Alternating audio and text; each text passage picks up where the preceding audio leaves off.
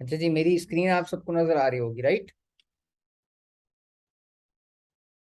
हमने last class के अंदर, यार कोई एक बंदा अपना माइक अनम्यूट कर ले, ताकि मुझे पता लगता रहे कि मैं बीच में बोल रहा हूँ तो आवाज आ रही है।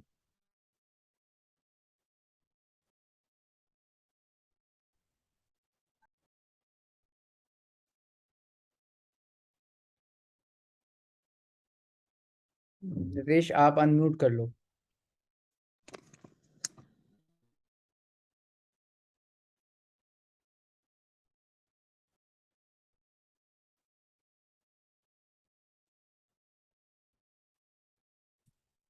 फिर हमने पहले स्टार्ट किया था और पढ़ा था तकरीबन ऑडियंसेस तक, जिसमें ऑडियंसेस में हमने लुकलाइक ऑडियंसेस पढ़ ली थी, और जो कस्टम ऑडियंसेस थी उसकी टारगेटिंग किस तरह से होती है वो पढ़ ली थी। अच्छा, आप लोगों को याद होगा कि हमने इससे पहले स्टार्ट किया था वो, हमने फूड पांडा वाली एक्टिविटी की थी, और क्लास में डिफरेंट ब्रांड्स को लेके, जैसे वो बैंक की कार इंश्योरेंस वाली थी, हमने डिफरेंट ऑडियंसेस को आइडेंटिफाई किया था कि लाइक फॉर एग्जांपल एक सर्टेन स्पेसिफिक इनकम ग्रुप का यूजर है तो उसके इंटरेस्ट एंड बिहेवियर्स क्या होंगे। या या फिर कोई या फिर कोई सिमिलर नेचर की अगर कोई या सिमिलर नेचर का कोई अगर प्रोडक्ट है तो उस यूजर के इंटरेस्ट एंड बिहेवियर्स क्या होंगे। अच्छा, interest and behaviours like for example, इसकी मैं छोटी सी एग्जांपल दे दूं कि अगर लेट से ये एक प्रोडक्ट है, मोबाइल कवर्स हैं, तो इसके यूजर्स कौन कौन से होंगे, इसकी टारगेट ऑडियंस कौन कौन सी होगी, उसके बिहेवियर्स लिस्ट डाउन करें, उसके इंटरेस्ट लिस्ट डाउन करें। वो यूजर कौन कौन से पॉपुलर ब्रांड्स के अंदर इंटरेस्टेड होगा, वो या उनको फॉलो करता होगा, किस तरह के सेलिब्रिटीज को फॉलो करता होगा, वो सारी इन्फॉर्मेशन। तो जैसे हम डिटेल टारगेटिंग करते थे, हमने क्लास में एक दफा एक कैंपेन बनाई भी है। तो डिटेल टारगेटिंग के अंदर जो जो ऑडियंसेस को हम यूज करते थे या टारगेट करते थे, वो बेसिकली पर्सोना बेस्ड टारगेटिंग कहलाती है। और आप यूजर के हिसाब से, प्रोडक्ट के हिसाब से डिफरेंट पर्सोनाज में ऑडियंस को बाइफिकेट करते हैं, एंड देन फिर उस बाइफिकेशन के बाद आप उसको डिटेल टारगेटिंग के अंदर इंक्लूड करते हैं। सेकंड जो हमारे पास आता है option, that is behavioural targeting. अब लाइक फॉर एग्जांपल, अब कोई बिहेवियरल टारगेटिंग है तो बिहेवियरल टारगेटिंग के अंदर आपके डिफरेंट बिहेवियर्स हो सकते हैं। लाइक मुझे अगर पेरेंट्स को टारगेट करना है तो मैं पेरेंट्स के बिहेवियर को टारगेट करूंगा। या मुझे लेट से अपना कोई इंगेज शॉपर्स को टारगेट करना है तो मैं इंगेज शॉपर्स को टारगेट कर सकता हूँ। इसी तरह मोबाइल यूजर्स है, वो एक बिहेवियर है, मैं उसको टारगेट कर सकता हूँ। तो जब अगर आप बिहेवियर टारगेटिंग कर रहे हैं तो फिर आप उसमें सिर्फ बिहेवियर्स को टारगेट करते हैं और फिर चेक करते हैं रिजल्ट्स को। उसके बाद फिर आ जाता है हमारे पास उसके बाद फिर हमारे पास आ जाता है ऑप्शन आपका कैंपेन के फेसबुक के जो ऑब्जेक्टिव्स हैं। अब ये ऑब्जेक्टिव्स जो हैं, ये हम सब वाकिफ हैं इससे कि ब्रांड अवेयरनेस है, साथ में रीच है। अवेयरनेस के अंदर तीन मेन का हमारे ऑब्जेक्टिव्स हैं: awareness, consideration and convergence. Awareness के अंदर हमारे पास ब्रांड अवेयरनेस आता है, देन रीच आ जाता है। कंसिडरेशन में traffic traffic engagement, app installs, video views, lead generation, ये सारे ऑप्शंस आ रहे होते हैं। थर्ड आपके पास आता है कन्वर्जन का ऑप्शन। कन्वर्जन के अंदर बेसिकली आपका ये आता है कि कन्वर्जन, कैटलॉग सेल्स और स्टोर ट्रैफिक। अब मैं आपको बता दूं कि अब फॉर एग्जांपल हम अवेयरनेस के अंदर ब्रांड अवेयरनेस यूज कर रहे हैं, तो ब्रांड अवेयरनेस जो बेसिकली सिस्टम ऑप्टिमाइज करता है वो करता है मैक्सिमम व्यूएबिलिटी या मैक्सिमम नंबर ऑफ इम्प्रेशंस के लिए। उसका फोकस होता है कि वो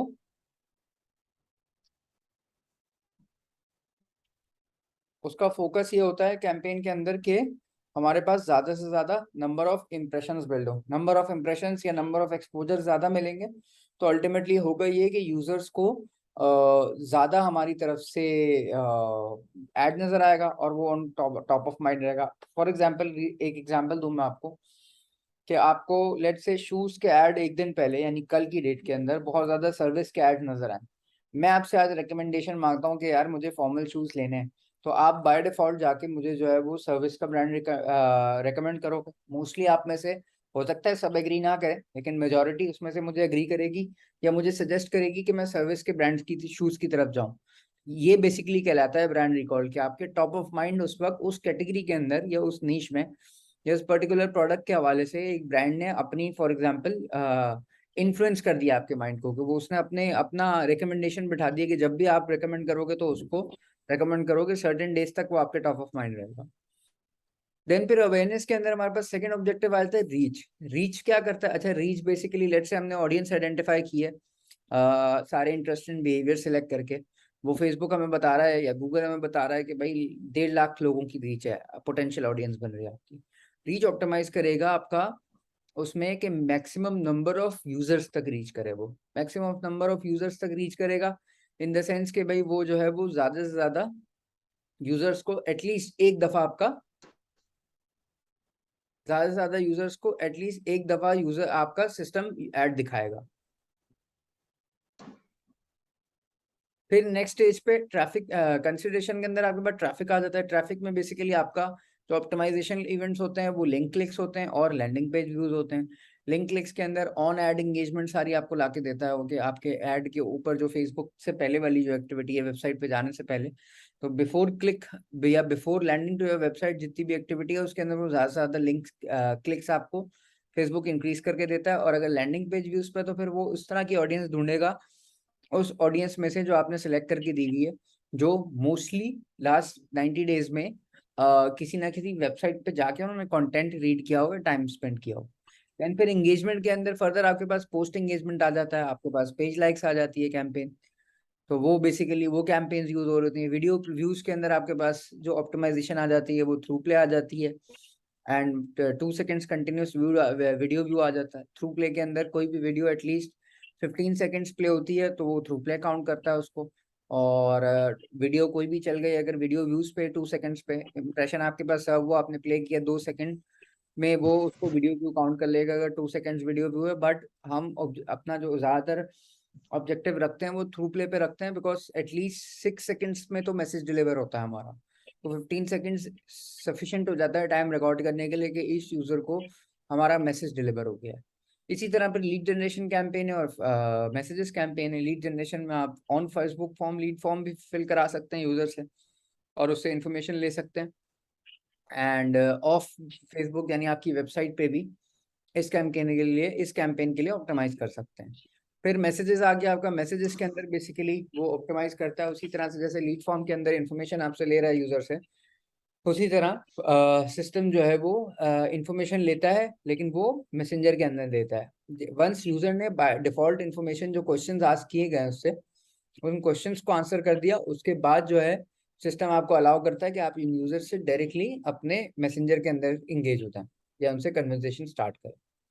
थर्ड जो हमारा बॉटम ऑफ फनल है दैट इज कन्वर्जेंस। कन्वर्जेंस में हम स्टोर ट्रैफिक से स्टार्ट लेते हैं। स्टोर ट्रैफिक बेसिकली आपके पास लेट से ऐड चल रहा है, किसी का आपने उस ऐड पे क्लिक किया तो आपके पास लोकेशन उसकी पॉपअप हो जाएगी। अब लोकेशन पॉपअप हो गई, सिस्टम के पास चला गई इन्फॉर्मेशन गूगल मैप से कि अब जो भी मैप है आपका एप्पल मैप से या गूगल मैप से, उससे इन्फॉर्मेशन चली गई कि भाई इस यूजर ने ये कोऑर्डिनेट्स लोड किए थे कि या लाइक आपके घर से लेके तारिक रोड के किसी पर्टिकुलर स्टोर तक, उसने रिकॉर्ड कर लिया। अब आप लेट से आपका ले फॉर एग्जांपल अगर 1 लगा हुआ है या 7 डे क्लिक व्यू लगा हुआ है, तो आप फॉर एग्जांपल अगर जाते हैं 3 दिन बाद तारिक रोड, 7 डे लगा हुआ है, 3 दिन के बाद तारिक रोड जाते हैं स्टोर पे, और स्टोर पे जाके आपको कोऑर्डिनेट जब आपके मैच होते हैं वो सिस्टम को वापस सिस्टम चेक कर रहा होता है फेसबुक का, उसको पता चलता है कि भाई मैंने ये कोऑर्डिनेट्स दिए थे इसको ऐड में, और इसको यूजर को अब जो है ये यूजर इन कोऑर्डिनेट्स पे मौजूद है, इसका मतलब ये मेरी वजह से किया, तो क्रेडिट जाता है। तो आपको स्टोर ट्रैफिक कैंपेन के अंदर रिजल्ट बता रहा होता है कि भाई ये स्टोर ट्रैफिक पे जाके स्टोर ट्रैफिक की कैंपेन से ट्रैफिक आया था। सिमिलरली कैटलॉग सेल्स के अंदर सारी एक्टिविटी आपके पिक्सल के बेसिस पे हो रही होती है। यूजर आया आपकी वेबसाइट के ऊपर, वेबसाइट पे आके उसने एक्शन लिया, इधर उधर घूमा, उसके बाद वो चला गया या कोई प्रोडक्ट परचेज करके गया, सिमिलर प्रोडक्ट उसको दिखाना है आपने, तो उसके बिहेवियर के बेसिस पे आप उसको प्रोडक्ट दिखाते हैं और फिर सिस्टम उसको वही प्रोडक्ट्स दिखाता है जिसके अंदर ज्यादा उसने इंटरेस्ट शो किया था उसकी बेसिस पे, तो इसमें कन्वर्जन रेट्स हमारे बेहतर होते हैं। तीसरा कन्वर्जन कैंपेन है, इसमें बेसिकली जो ऑप्टिमाइजेशन होती है वो डिफरेंट इवेंट्स पे होती है, लाइक ऐड टू कार्ट हो गया, इनिशिएट चेकआउट हो गया, व्यू कंटेंट हो गया, पेमेंट इन्फो हो गया, या परचेजेस हो गई। तो जो आपका फाइनल इवेंट है उसकी बेसिस पे आप कमांड देते हैं। अच्छा, कमांड किस तरह से हो रही होती है कि ऐड टू कार्ट के अंदर या परचेज पे आप दे रहे हो, तो आपने जो एक ऑडियंस उसको आइडेंटिफाई करके दी भी है, like for example 1 lakh users की, तो उन 1 लाख यूजर्स में से पहले सिस्टम ये चेक करता है कि भाई इन 1 लाख यूजर्स में से लास्ट 90 डेज के अंदर किसी भी वेबसाइट पे जाकर इस यूजर ने ये वाला इवेंट की एक्टिविटी की है नहीं की। अच्छा, उस एक्टिविटी का पता कैसे लगता है? बिकॉज भाई ऑब्वियसली क्योंकि वो हमारा जैसे पिक्सल लगा हुआ है फेसबुक का, पिक्सल पे डाटा जा रहा है, तो और भी वेबसाइट्स पे का पिक्सल का डाटा भी तो फेसबुक के पास जा रहा है। तो एक मास्टर डेटा सेंटर तो फेसबुक अपने पास सेगमेंट्स मेंटेन कर रहा है कि भाई मेरे पास किसी भी वेबसाइट पे किसी भी पर्टिकुलर कैटेगरी के अंदर कन्वर्टर्स कौन है, यानी परचेजर्स कौन है, ऐड टू कार्ट यूजर्स कौन है, या इनिशिएट चेकआउट यूजर्स कौन है। तो उससे पता लग जाता है, उसकी बेसिस पे फिर वो उस ऑडियंस को एड रेलेवेंस के तौर पर दिखाता है। ये स्लाइड्स जो मैंने बताया भी वही है, सारी डिटेल्स इसके अंदर।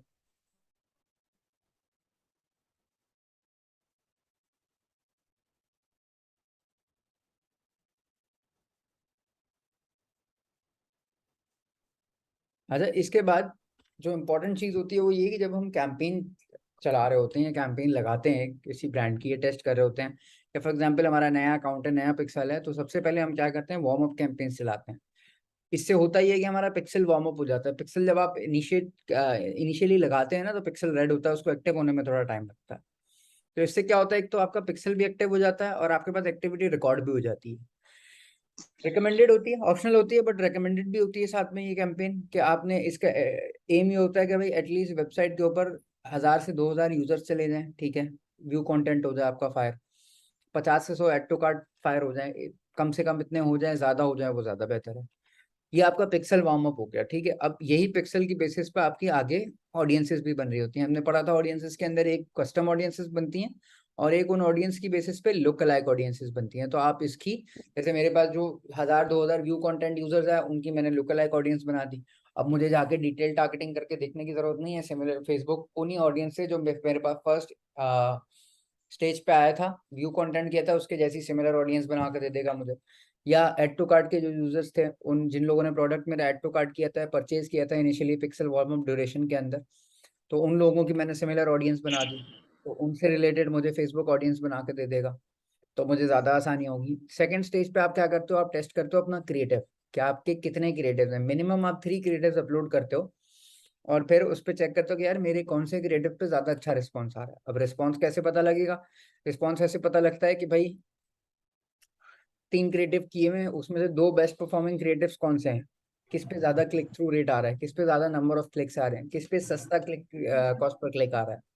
क्रिएटिव भी आपका आइडेंटिफाई हो गया। अब आपकी असल कैंपेन स्टार्ट होती है टॉप ऑफ फनल से, यानी अवेयरनेस। अवेयरनेस के अंदर आप ब्रॉड टारगेटिंग या पर्सोना बेस्ड टारगेटिंग करते हैं, इंटरेस्ट की बेसिस पे और बिहेवियर की बेसिस। देन आपने जो लोकल लाइक ऑडियंस बनाई थी टेस्टिंग की, फर्स्ट वार्म अप फेज के दौरान, कि आप ऑडियंस बनाई होती है वो ऑडियंस डालते हैं, ठीक है। इन ऑडियंसेस को लगा के, लाइक एक एड सेट आपने ब्रॉड का बना दिया, एक आपने बिल्कुल ओपन बना दी, एक आपने इंटरेस्ट बेस्ड बना दिया या बिहेवियर बेस्ड बना दिया, और एक आपने लोकलाइक बेस्ड बना दिया। इस स्टेज पे आप चेक करते हो कि कौन सा सबसे बेहतर परफॉर्म कर रहा है। तो बेहतर परफॉर्म कर रहा हो तो उसको आप री एंगेजमेंट पे ले जाते हो। एंगेजमेंट आपके फेसबुक पेज व्यूअर्स हो गए, वीडियो व्यूअर्स, ठीक है। देन फिर बॉटम ऑफ फनल पे जाते हो जहाँ आप रीमार्केटिंग करते हो। रीमार्केटिंग के अंदर बेसिकली वेबसाइट विजिटर्स टॉप 25 को आपने टारगेट कर लिया कि जो मेरी वेबसाइट पे पिछले स्टेजेस में आए, उनमें से जिन्होंने सबसे ज्यादा टाइम स्पेंड किया 25% ऑडियंस को दिखा दिया उसकी। फिर view content, add to cart और इनिशिएट चेकआउट वाली ऑडियंस को आपने दोबारा एंगेज किया यहाँ पे। यहाँ पे आप परचेजर्स को एक्सक्लूड कर देते हो बिकॉज परचेज तो ऑलरेडी हो चुकी है। अगर परचेज को दोबारा इंक्लूड करोगे तो फायदा नहीं है। ये तो उस ऑडियंस के लिए जो आए थे वेबसाइट पे और किसी इवेंट को ट्रिगर करने के बाद परचेज करके नहीं गए। इसी तरह सिमिलरली बिहेवियर की बेसिस पे आपने कैटलॉग एड्स बना दिए। उसके बाद वंस ये रीमार्केटिंग की कैंपेन हो गई, यहाँ से आपको परचेज आना शुरू हो गई, ठीक है। अब आप एक और कैंपेन बनाओगे लोकलाइक ऑडियंसेस की बेसिस पे, इसमें सिर्फ आपकी लोकलाइक ऑडियंसेस होंगी। इसमें आपकी एड टू कार्ट की लोकलाइक का अलग एड सेट होगा, इसमें आपकी वैल्यू बेस्ड लोकलाइक का अलग ऑडियंस एड सेट होगा, इसमें आपका व्यू कंटेंट परचेज सब ऑडियंस के जो लोकलाइक ऑडियंसेस होगी उनको आप टेस्ट करोगे। वंस ये टेस्ट कंप्लीट हो गया आपके, इसमें से निकल के आ गए कि यार बेस्ट परफॉर्मिंग कौन से हैं, उसको आप कंटिन्यू करोगे, जो वर्स्ट परफॉर्मिंग होंगे ऑब्वियसली उनको रोक दोगे। उसके बाद फिर जब आपको पता चल गया भाई पीछे मेरी मिडिल ऑफ फनल पे कौन सी कैंपेन सक्सेसफुल थी, रीमार्केटिंग कौन सी बेहतर चल रही है, आपने उसको ऑन रखा। अब नेक्स्ट स्टेज पे आपको सिर्फ क्रिएटिव ऑप्टिमाइजेशन करनी है। याद होगा इनिशियली हमने 3 क्रिएटिव टेस्ट किए थे, उसमें से 2 best of the best use किए थे। अब वो 2 बेस्ट ऑफ द बेस्ट जो क्रिएटिव थे वो एक हद तक चलेंगे, उसके बाद क्रिएटिव फटीग आना शुरू हो जाएगा और आपको क्रिएटिव अपडेट करने के लिए सिस्टम बोलेगा। इस स्टेज पे आप सिर्फ क्रिएटिव अपडेट करोगे, नई ऐड कॉपीज बना के टेस्ट करोगे यार और बेहतर क्या परफॉर्म कर रही हैं। इसके अलावा फिर आप बजट्स कम ज्यादा करोगे, और फिर जो है इसके बाद रिटेंशन भी इसी कैंपेन में हो रही होगी कि आप अपसेलिंग और क्रॉस सेलिंग कर रहे होगे। वो एक कैटलॉग कैंपेन बन जाती है कि यार लेट्स से फॉर एग्जांपल किसी ने पास में इस कैटेगरी का प्रोडक्ट परचेज किया है, तो उसको सेकंड या उससे रिलेटेड कैटेगरी दिखाओ, तो ऑटोमेटिकली सिस्टम जो है उससे रिलेटेड कैटेगरी दिखाएगा। एक तरीका इसको टेस्ट करने का आसान ये भी है कि आपने लेट्स से कन्वर्जन की कैंपेन बनाई या ट्रैफिक की कैंपेन बनाई, आपने एड सेट बना दिया, ब्रॉड टारगेटिंग का एक बना दिया, लोकल आई का एक बना दिया, इंटरेस्ट बिहेवियर का एक बना दिया, तीनों में तीन तीन ऐड डाले आपने। ये जो ऐड 1, ऐड 2 और ऐड 3 है, तीन क्रिएटिव्स हैं डिफरेंट टाइप के, तीनों में डिफरेंट टाइप के क्रिएटिव्स आपने डाले, और फिर क्रिएटिव्स को डालने के बाद आपने टेस्ट किया कि यार मेरे इसमें से दो बेस्ट कौन से परफॉर्म कर रहे हैं। जो बेस्ट परफॉर्म कर रहे हैं उनको आप रखोगे डिफरेंट कैंपेन्स के अंदर। अब स्ट्रक्चर आपका फनल वही फॉलो हो रहा है, आपका ट्रैफिक भी बिल्ड हो रहा है, आपका अवेयरनेस भी हो रहा है। अवेयरनेस वाली ऑडियंस को आपने ट्रैफिक में लाए होगे, ट्रैफिक वाली ऑडियंस को आप कन्वर्जेंस पे लेके जा रहे होगे। फ्लो वही होगा, सिर्फ तरीकेकार डिफरेंट हो जाएगा इसमें स्ट्रक्चर का अकाउंट का।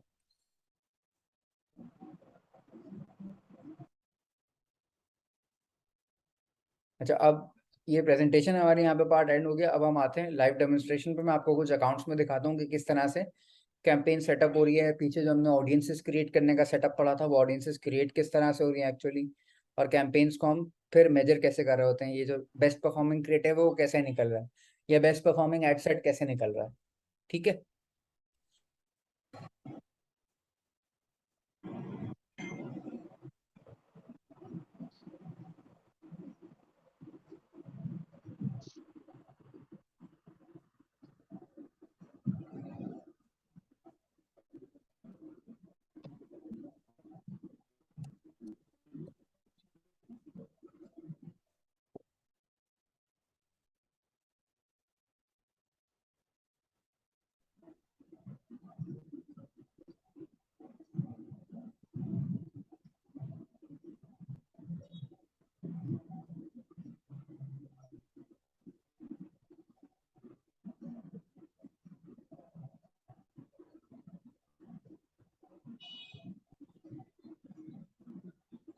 अच्छा, अब ये देखें, ये थोड़ा सा इंटरफेस है अकाउंट ओवरव्यू का। ये बता रहा होता है कि पूरी अकाउंट में एक्टिविटी क्या हो रही है, लास्ट 7 डेज में आपका क्या है स्पेंड हुआ, कोई रिफंड आपको मिला है तो कितने का रिफंड मिला है, बाकी कोई कोई सजेशंस हैं।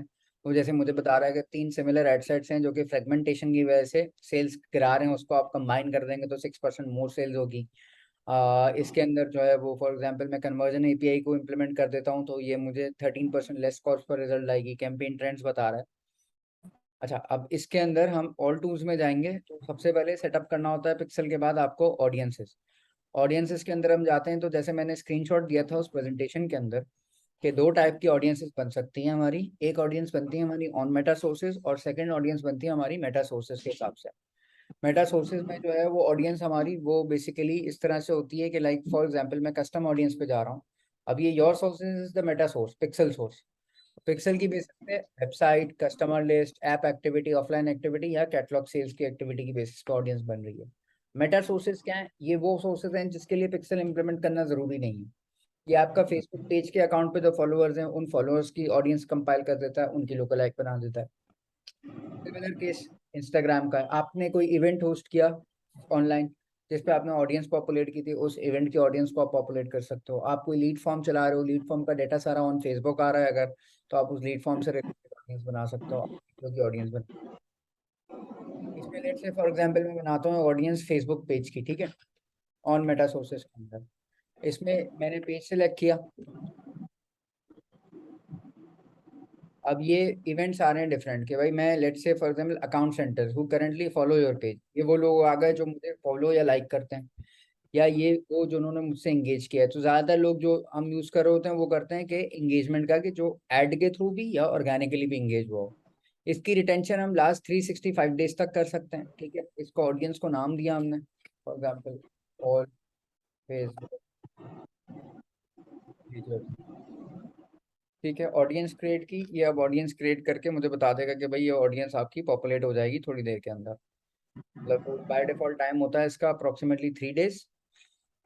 3 डेज के अंदर पॉपुलेट कर देता है, लेकिन उससे पहले भी करके देता है। जैसे मैंने ये पेज वीडियो व्यूअर्स की ऑडियंस सुबह बनाई थी क्लास के अंदर, वो अब तक 6,300 1,400 तक एस्टिमेट करके बता दिया है कि इतना एस्टिमेट की आपकी ऑडियंस है।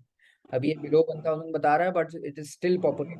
ये रेडी स्टेट में आएगी तब हम इसको यूज कर सकते हैं। अब जैसे मैंने सुबह इसकी बनाई थी, तो अब मुझे लेट से लुक लाइक ऑडियंस बनानी है पेज व्यूअर्स की। मैं यहाँ पे जाके इसको create a look alike audience बना सकता हूँ। अब सोर्स मेरी जो है वो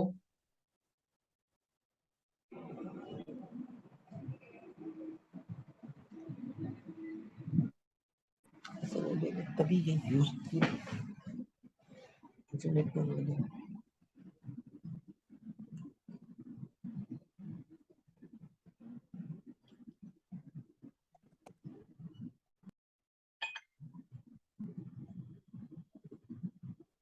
मैंने पेज वीडियो व्यूअर्स कर लिया, मैंने लोकेशन सेलेक्ट कर ली कि मुझे पाकिस्तान में चाहिए, मैं पाकिस्तान सेलेक्ट कर लिया। एंड देन फिर मैंने इसके अंदर लुक अलाइक साइज कर लिया। अच्छा, अब 0 to 1% is the most closest audience of your page, ठीक है। और इसको आप जैसे जैसे परसेंटेज बढ़ाते रहेंगे, ये समझ लें ब्रॉड होती रहेगी टारगेटिंग। तो 1% क्लोजेस्ट होता है वेरिएशन, और जो 10% होता है वो सबसे ब्रॉडेस्ट होता है। तो हम इसमें क्या करते हैं, हम टेस्ट करने के लिए 2-3 ऑडियंसेस बना लेते हैं। अब एक 0 to 1% हो गई, एक हमारी 3 to 5% हो गई, और एक को हम ले जाते हैं 1 to 3% पे। तो वो ऑडियंसेस कंपाइल करके दे देगा मुझे। मैंने जैसे लेट्स से फॉर एग्जांपल इसमें 0 to 1, 1 to 3 और 3 to 6 कर दी। अब मुझे देखो एस्टिमेट्स बता रहा है कि भाई 1% पे क्लोजेस्ट मैच पे आपकी ऑडियंस 6,17,000 लोग बन रहे हैं। 1 to 3% पे आपकी इसकी सिमिलर ऑडियंस 12,30,000 ऑडियंस पर यूजर्स की बन रही है, और 3 to 6% पे 18,50,000 की बन रही है। ये मैंने क्रिएट कर दी ऑडियंस। अभी ऑडियंस भी अपडेट होती रहेगी, जैसे ये किसी सोर्स पे बनी हुई है ना, जैसे जैसे इंगेजर्स बढ़ते जाएंगे वो मेरी लोकल आई की ऑडियंस भी बढ़ती जाएगी। अभी सब बिलो 1,000 है क्योंकि पॉपुलेटिंग स्टेट के अंदर है। उसके बाद फिर हमारे पास नेक्स्ट जो इंपॉर्टेंट चीज आती है वो आती है कैंपेन्स की। जो सोर्सेज है आपकी मेटा पिक्सल, वो भी इसी तरह से बनेगी। उसमें पिक्सल प्री डिफाइंड सेलेक्टेड होता है आपके अकाउंट के साथ जो कनेक्टेड होता है, और उसकी बेसिस के ऊपर आपका देन फिर कैंपेन्स पे जो है वो ट्रैफिक जो आ रहा है आपकी वेबसाइट पे इवेंट बेस्ड है, तो वो सारे इवेंट्स आ रहे होते हैं। तो उसके बाद जो है फिर आपके पास कैंपेन पे आ जाते हैं। तो अब जैसे ये कैंपेन चल रही है, हम एनालिसिस कैसे करते हैं। अब लेट्स से मैं एक तो यहाँ पे सीटीआर देख सकता हूँ ओवरऑल, मैं नंबर ऑफ परचेजेस देख सकता हूँ कि नंबर ऑफ परचेजेस कितनी आई हैं, कितने रिजल्ट जनरेट हुए हैं इसके अंदर, ठीक है। अब मेरे पास रिजल्ट्स आ रहे हैं यहाँ पे, ये कि कॉस्ट पर परचेज कितनी है, कितने रिजल्ट्स हैं इसमें। दूसरा मैं देख सकता हूँ कि मेरे पास सीपीसी कॉस्ट क्या आ रही है। मैं अपना रिटर्न देख सकता हूँ कि मेरे पास आरओएस क्या आ रहा है। अब जैसे for example lawn collection restock है, इस पे 9.94 का रिटर्न आ रहा है, रिटर्न ऑन एड स्पेंड आ रहा है। यानी हर 1 रुपए के अगेंस्ट हम तकरीबन 10 रुपए का रिटर्न अचीव कर रहे हैं। दूसरा यूएई में जो ऐड चल रहे हैं सिमिलर, उस पे हर 1 रुपए के ऊपर हम तकरीबन 4 रुपए 85 पैसे का रिटर्न अचीव कर रहे हैं। फर्दर फिर मैं चेक करूँ कि यार इसमें मेरा एड सेट कौन सा परफॉर्म कर रहा है। अब इसमें 3 किस्म के एड सेट्स बने हुए हैं, ओपन बना हुआ है, वुमेन इंटरेस्ट के साथ स्पेसिफिक बना हुआ है, और टॉप सिटीज बनी हुई हैं। अब मैं अगर कंपेयर करूं तो मोस्ट ओपन और वुमेन इंटरेस्ट मेरा तकरीबन एक जैसा परफॉर्म कर रहा है। हाँ, टॉप सिटीज जो है मेरा थोड़ा सा महंगा पड़ रहा है मुझे ऐड, लेकिन सस्टेनेबल है क्योंकि वो इंडस्ट्री बेंचमार्क से ऊपर मेरा रिटर्न ऑन एड स्पेंड जा रहा है। मैं इसमें अगर देखूं तो मुझे सबसे ज्यादा रिटर्न ऑन एड स्पेंड किसने दिया, तो मुझे वुमेन इंटरेस्ट ने दिया हुआ है तकरीबन 1 रुपए के अगेंस्ट 11 रुपए 75 पैसे। देन फिर ओपन ऑडियंसेस ने दिया हुआ है 9 रुपए 28 पैसे, और फिर सबसे कम मुझे टॉप सिटीज वाली ऑडियंस ने दिया हुआ है। मुझे अगर क्रिएटिव चेक करना हो कि यार मेरा बेस्ट क्रिएटिव कौन सा परफॉर्म कर रहा है, तो अभी तो खैर इस कैंपेन में एक ही है, हम इसमें चले जाते हैं।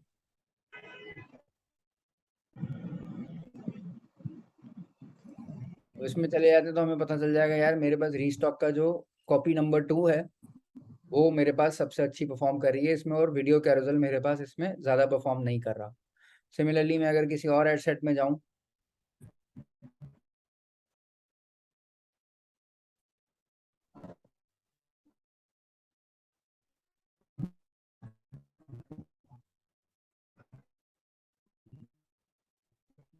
मैं अगर किसी और एड सेट में जाता हूँ, एक सेकंड रुकिएगा। इसमें मुझे कौन सा परफॉर्म कर रहा है रीटारगेटिंग के अंदर, तो रीटारगेटिंग के अंदर मुझे रीस्टॉक कॉपी 2 अच्छी परफॉर्म नहीं कर रही, जबकि मुझे वीडियो कैरोसल ज्यादा अच्छा परफॉर्म करके दे रहा है। क्यों? क्योंकि वो ऑडियंस एक दफा एंगेज होकर जा चुकी है, उसको मैं रीटारगेट कर रहा हूँ वीडियो एड से, तो ऑब्वियसली वीडियो एड मेरा ज्यादा परफॉर्म करेगा, और वो मुझे 21 टाइम्स का रिटर्न ला के दे रहा है। ठीक है, तो इस तरह से बेसिकली आप एड मैनेजर के अंदर या एड अकाउंट के अंदर अपनी परफॉर्मेंस को या अपनी जो कैंपेन है उसको इस तरह से थोड़ा सा मॉनिटर और मेजर करते हैं।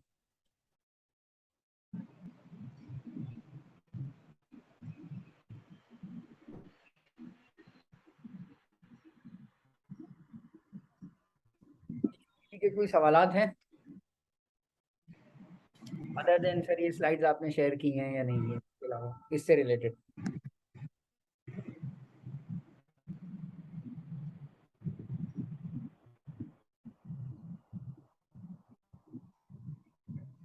है किसी का कोई क्वेश्चन? अच्छा, ये हमारा टाइम जो है बेसिकली इस पे एंड होने वाला है, तो मैं इसको ऑन ऑफ कर रहा हूँ, मैं वीडियो मीनवाइल अपलोड कर रहा हूँ। आप लोगों के कोई क्वेश्चंस हैं तो मैं उसको जो है फिर वहाँ पे जो है वो मैं वीडियो रिकॉर्ड करके दे रहा हूँ आपको दाऊद, इसकी ROS की कैंपेन इसी में, तो वो मैं वीडियो अपलोड कर देता हूँ उस पर, ठीक है?